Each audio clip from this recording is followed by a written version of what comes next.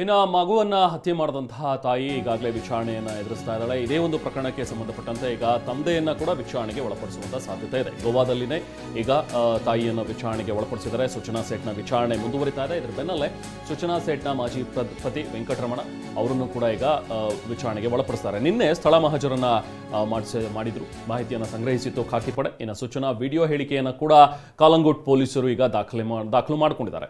ಇವತ್ತು ಕಾಲಂಗುಟ್ ಠಾಣೆಗೆ ಮಗುವಿನ ತಂದೆ ಕೂಡ ಆಗಮಿಸುವಂತಹ ಸಾಧ್ಯತೆ ಇದೆ. ವೆಂಕಟರಮಣ ಅವರನ್ನ ಕರೆಸಿ ವಿಚಾರಣೆಯನ್ನ ಮಾಡ್ತಾರೆ ಕಾಲಂಗುಟ್ ಖಾಕಿ ಪಡೆ. ವಿಚಾರಣೆ ವೇಳೆ ಇಬ್ಬರ ವಾಟ್ಸ್ಆಪ್ ಚಾಟ್ ಕೂಡ ಪರಿಶೀಲನೆ ನಡೆಸುವಂತ ಸಾಧ್ಯತೆ ಇದೆ.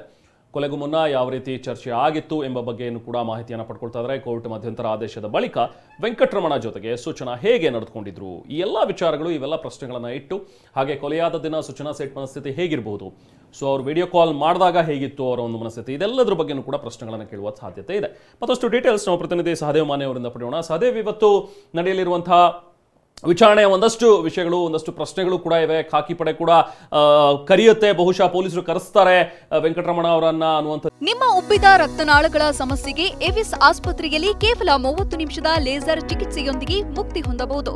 ಹೆಚ್ಚಿನ ವಿವರಗಳಿಗಾಗಿ ಸಂಪರ್ಕಿಸಿ 8088837300. ಇದುವರೆಗೂ ಕೂಡ ಕರೆದಿಲ್ಲ ಇನ್ನು ವಿಚಾರಣೆಗೆ, ಬಟ್ ಇವತ್ತು ಕರೆಯುವಂತಹ ಸಾಧ್ಯತೆ ಇದೆಯಾ? ಏನ್ ಡೀಟೇಲ್ ಸಿಗ್ತಾ ಇದೆ ಸಹದೇವ್? ಹೌದು ರೆಹಮಾನ್, ಏನು ಗೋವಾದಲ್ಲಿ ತಾಯಿ ಇದ್ದಲೇ ತನ್ನ ಮಗನ ಹತ್ಯೆ ಪ್ರಕರಣಕ್ಕೆ ಸಂಬಂಧಪಟ್ಟಂತೆ ಈಗಾಗಲೇ ತಾಯಿಯನ್ನು ಕೂಡ ಕಳೆದ 4 ದಿನಗಳಿಂದ ನಿರಂತರವಾಗಿ ವಿಚಾರಣೆಯನ್ನ ಮಾಡ್ತಾ ಇರುವಂತದ್ದು. ಮುಖ್ಯವಾಗಿ ಸೂಚನಾ ಸೇಠ್ ಅವ್ರನ್ನ ನಿನ್ನೆಷ್ಟೇ ಆ ಒಂದು ಸ್ಥಳ ಮಹಜರು ಕೂಡ ಮಾಡಿಕೊಂಡು ಬಂದಿರುವಂತದ್ದು. ಇವತ್ತು ಮತ್ತೆ ವಿಚಾರಣೆ ಮುಂದುವರಿತಾ ಇರುವಂತದ್ದು. ಇದು ಒಂದು ಕಡೆ ಆದ್ರೆ, ಇನ್ನೊಂದು ಕಡೆ ಯಾವ ಕಾರಣಕ್ಕೆ ಕೊಲೆ ಮಾಡಿದ್ಲು ಅನ್ನುವಂತ ನಿಟ್ಟಿನಲ್ಲೂ ಈಗಾಗಲೇ ಸಾಕಷ್ಟು ಬಾರಿ ಆಕೆಯನ್ನ ಪ್ರಶ್ನೆ ಮಾಡಿದಂತ ಸಂದರ್ಭದಲ್ಲಿ ಎಲ್ಲೋ ಒಂದ್ ಕಡೆ ಸರಿಯಾದಂತಹ ಒಂದು ಉತ್ತರ ಸಿಗ್ತಾ ಇಲ್ಲ ಅನ್ನುವಂತ ಮಾತನ್ನು ಕೂಡ ಖುದ್ದು ಹಿರಿಯ ಪೊಲೀಸ್ ಅಧಿಕಾರಿಗಳೇ ಹೇಳ್ಕೊಂಡಿದ್ರು. ಇದಕ್ಕೆ ಪ್ರತಿಯಾಗಿ ಇವತ್ತು ಏನು ಮಗುವಿನ ತಂದೆ ವೆಂಕಟರಮಣ ಏನಿದ್ದಾನೆ ಆತನನ್ನು ಕರೆದು ವಿಚಾರಣೆಯನ್ನ ನಡೆಸಲಿದ್ದಾರೆ.